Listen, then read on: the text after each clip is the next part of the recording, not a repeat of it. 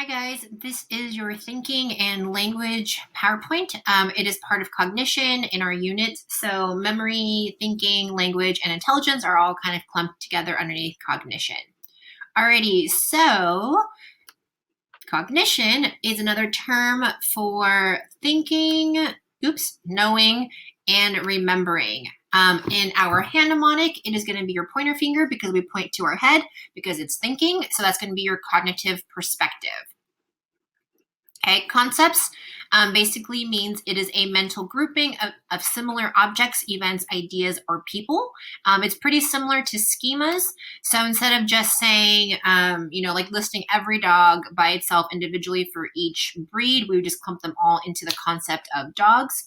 And so we have a concept or a schema for what dogs should be. Okay, A prototype is the best example of a category. So if you're thinking about fruits, what is a prototype for fruit? Most people probably would say apples, bananas, oranges. If you ask what is a prototype for dogs, some people might say a golden retriever or a Labrador or a German Shepherd. And so what is not a prototype of a bird would probably be a penguin. And so prototypes are going to be your best example. Okay, so an algorithm and a heuristic are two ways to solve problems. So an algorithm is a methodical, logical rule or procedure that is going to guarantee solving a particular problem. So there are some benefits and detriments of algorithms. One, a benefit in algorithm is that you're always going to get the right answer. A detriment is the fact that it can take a really long time. It can be very tedious. So in class, we talked about the example of trying to find a certain item at a grocery store. So an algorithm would basically be you walking down every single aisle until you discover whether or not the item either exists in the store or it does not exist. And so if you were to ask someone for help, or if you look at the signs in a grocery store aisleway, that actually is not an algorithm because it doesn't guarantee the right answer. It just gives you a quicker answer, but sometimes it can be incorrect. So algorithms are good because there are benefits because you always get the right answer, but the negatives is that it can take a really long time. Okay, the opposite in a way of an algorithm is going to be a heuristic. It's essentially a shortcut or a rule of thumb. So this is what we use a lot of times just in our everyday lives. It allows us to make judgments and solve problems really efficiently. So essentially it is a shortcut. So this is you going to the grocery store, either asking someone for help or looking at the signs above. Okay, then we have an idea called insight. So insight is essentially your aha moment. It could be in class where it's like, I don't understand this math problem, I don't understand it, and then aha, I finally understand it. Or it can be insight as to, where did I leave my keys? Where did I leave my phone? Oh, aha, I left it here. Or it can be just personal insight that you have about your own life, self-awareness, connections to family, yada, yada. Okay, this one is confirmation bias. A lot of times we are going to find things that are going to confirm our bias. So I'm trying to think of examples. So one thing, okay, during COVID, let's say, not saying this is wrong or right, but let's say your belief was that every single person that got COVID was going to pass away, which actually isn't true. So if you only looked for news information that confirmed that bias, then it would make you go, well, see, I told you everyone that gets it is going to pass away. Same thing if you're the opposite. If you're in the belief that the death rate is really low, then you would look for all the information or news reports that basically confirm the bias that no, you can survive COVID and not everybody passes away. So those are all just different things that you can look for. We basically want things that are going to confirm what we already believe in. Okay, this is the one that we asked about, how can you take these 6 matches and create equilateral triangles? A lot of people kept doing it like on a flat surface, like drawing it out. But in order to, be able to solve the problem, you had to kind of go outside the box. And so for us, we get oftentimes fixated. And so it is the inability to see a problem from a new perspective. So a lot of times we get stuck in our own way. And we can't think outside of what we normally think. So then it can end up making us get fixated or not be able to solve the problem. Okay, this is mental set. It is a tendency to approach a problem in a particular way, especially if it's worked for us in the past. It can be a good thing or a bad thing. So let's say for some of you guys, procrastination has worked for you in the past. And so you continue to do that. And so it's worked for you. So your mental set is, you know what, if I wait till the very last minute, I have a lot of adrenaline, I can get it done, it's my best thinking, blah, blah, blah.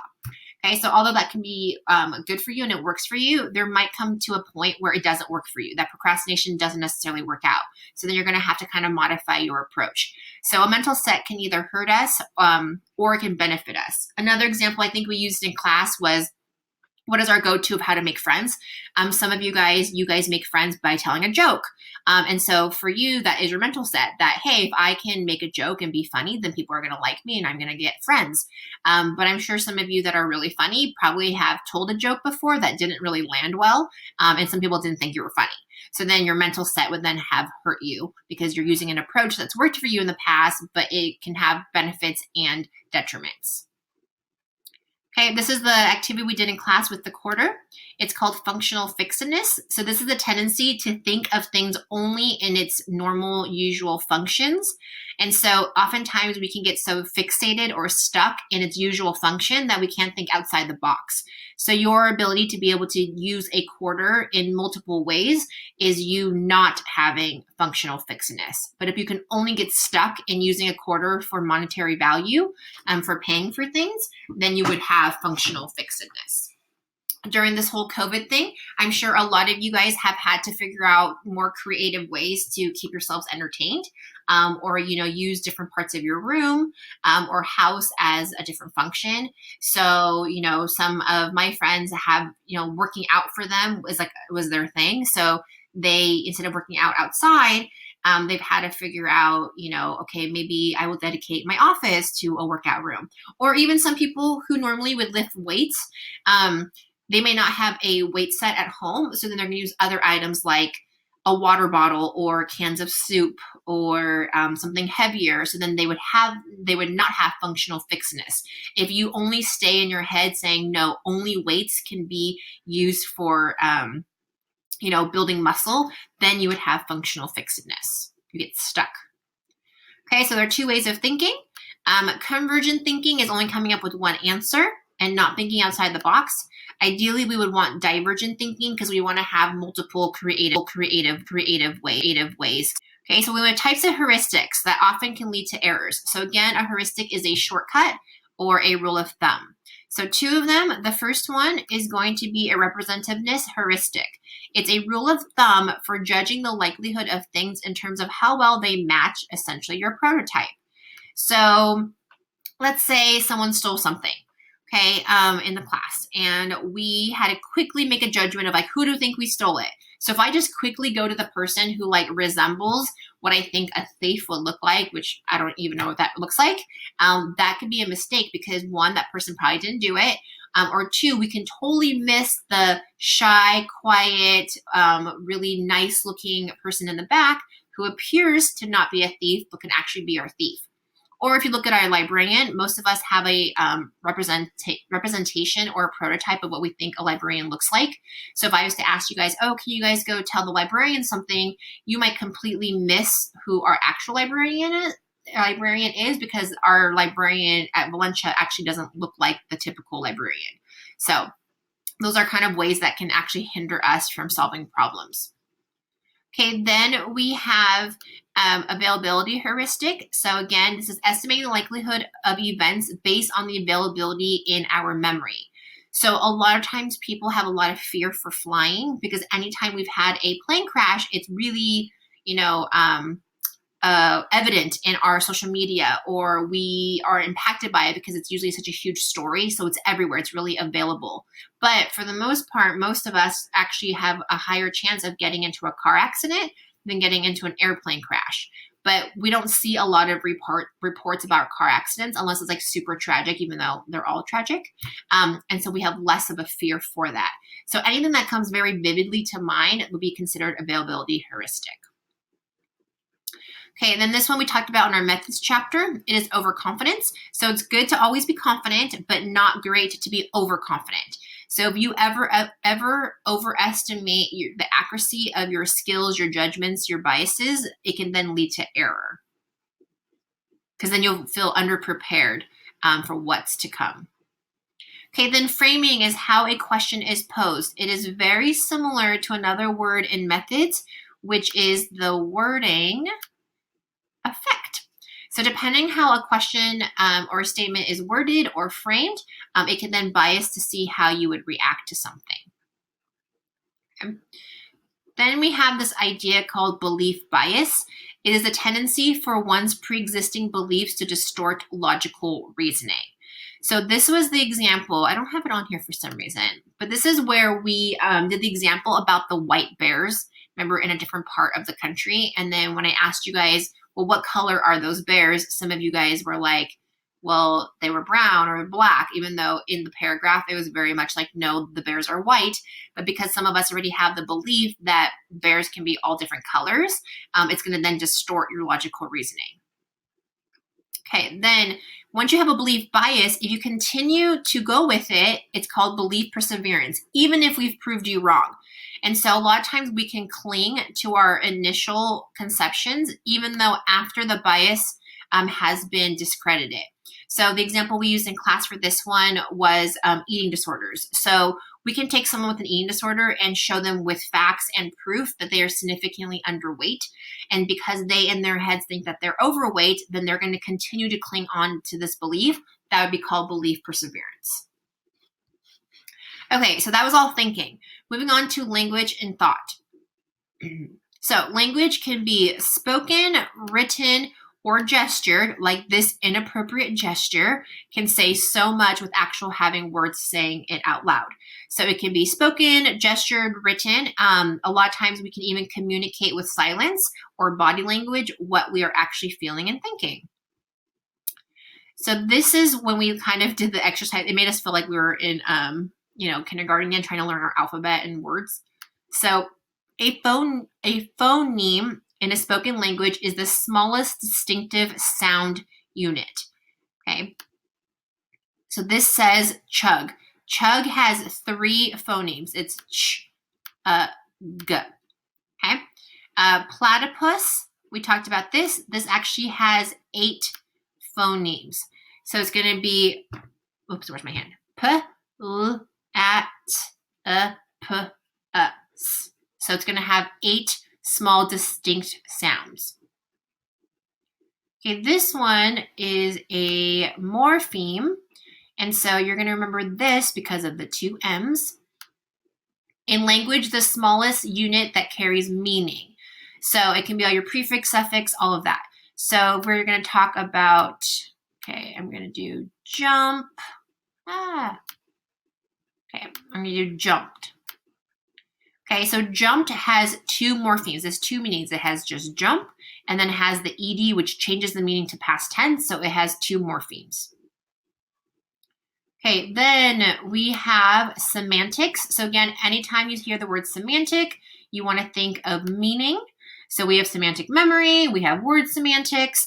So this is basically when you add something to change the meaning, it is semantics. So adding ed to something is going to change it to past tense. Adding an s to something is going to make it plural, etc. Okay, then syntax is basically how we combine to make it grammatically correct, or how we structure our sentences and how we combine words in order.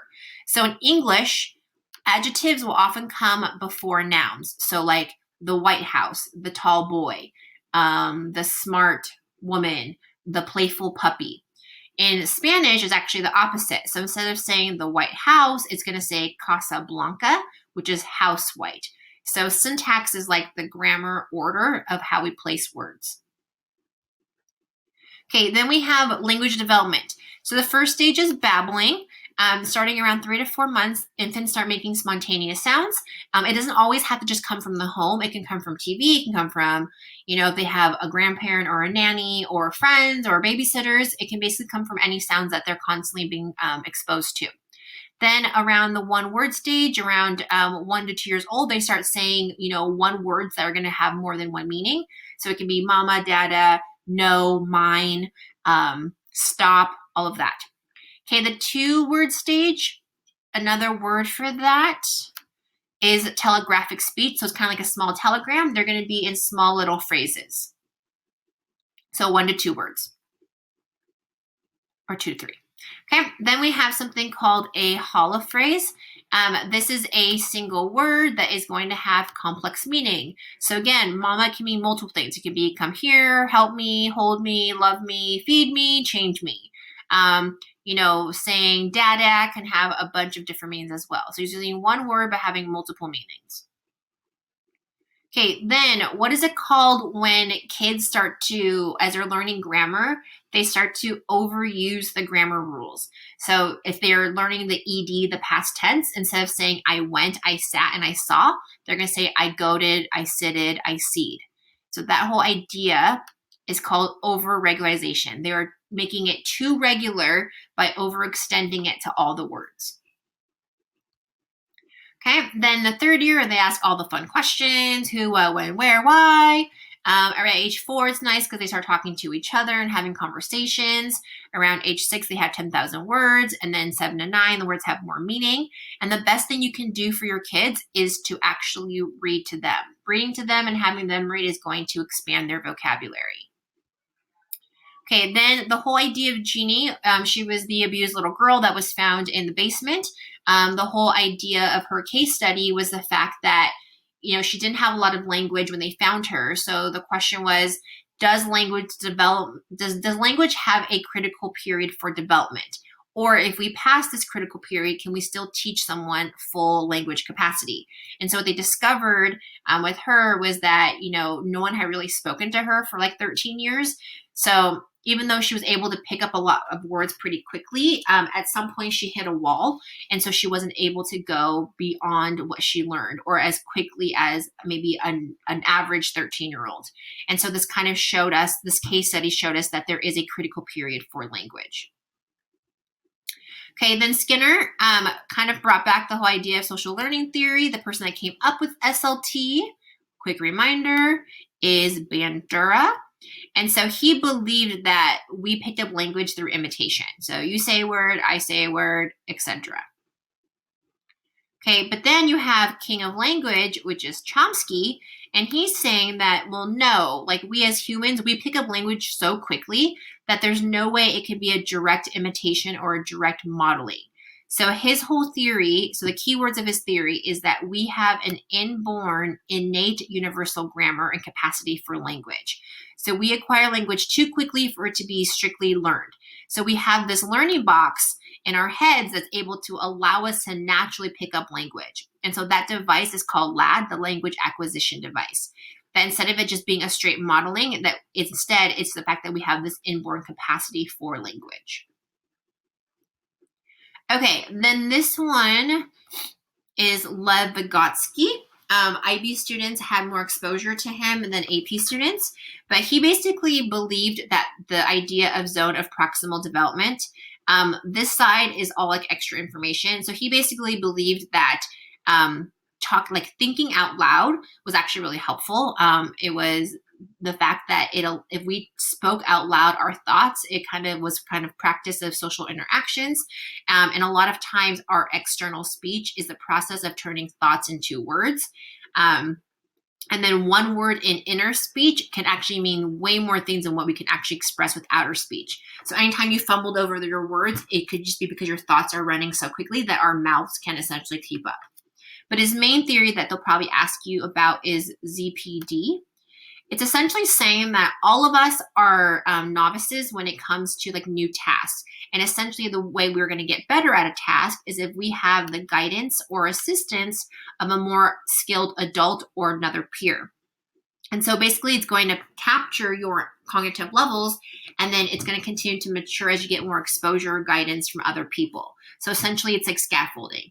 It's also why a lot of us teachers have you guys peer edit or peer talk or pair share, just because you guys can then help each other grow. Okay, so then does language influence our thinking? And so Worf, he came up with the idea of linguistic relativity or linguistic determinism. So I've heard it be called both things. It really just depends on what the test asks you. So this is the idea that language actually determines the way we think. So in this one, the Hopi tribe has no past tense in their language because they never then think about past tense things. So they're basically saying that because they don't have past tense in their language, they never think about the past. We also talked about how some of us have different languages. So there are certain words that I think of in Chinese that I can't necessarily convey in English, and vice versa. And so depending on the way I'm talking and what language I'm choosing to use, whether it's Chinese or English, it's going to kind of affect my mood and my feelings and how I view the world. So that's essentially linguistic relativity or linguistic determinism, that language is going to determine the way you think.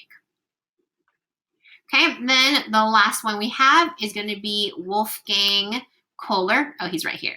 And so his animal choice with chimpanzees, he basically discovered that animals could have insight and could problem solve.